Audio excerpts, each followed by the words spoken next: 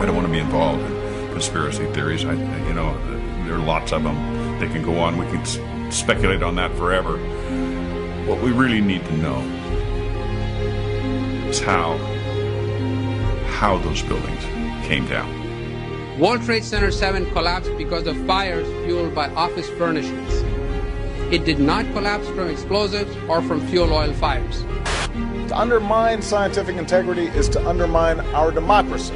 This is what NIST has done, denied and ignored crucial evidence. The American people absolutely need the truth of 9/11.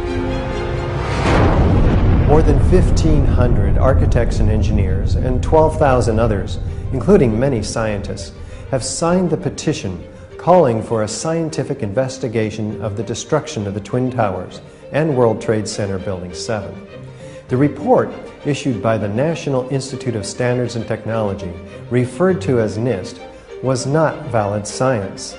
They're talking about a single columnar collapse or failure that resulted in a total collapse of the building. Building number 7 descended in free fall for the first 100 feet, which means that there was absolutely no resistance to the descent whatsoever. So all of the columns really needed to be severed at the same time. The symmetry is the smoking gun.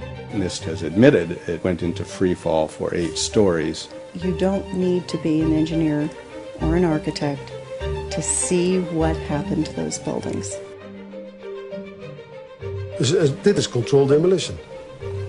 Zeker weten. Zeker weten. What I saw, it was a classic implosion. The center of the core, the penthouse area, starts to move first, and then the building follows along with it. NIST excluded the document from FEMA in Appendix C that documented the evidence of melting steel. In an office fire, you cannot generate enough heat to melt steel.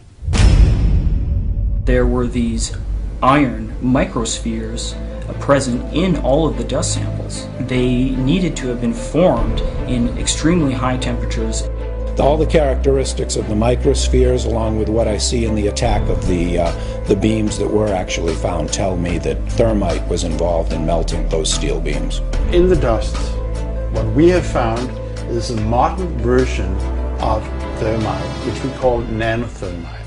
NIST concedes that they found no evidence for explosives. So then we asked them, well, did you look? And they said, no, we did not look for explosives or residues of explosives. And in fact, the evidence is overwhelming that these red-grade crystals are very high-temperature incendiaries. And we have watched as scientific integrity has been undermined and scientific research politicized in an effort to advance predetermined ideological agendas. If this is a crime, I think everybody agrees it's a crime. Evidence was removed from the scene of the crime. You can't do science when you are deprived of the evidence and when your hypothesis is the least valid instead of the most likely. When the most likely hypothesis in the case of Building 7 wasn't even mentioned. This is not science.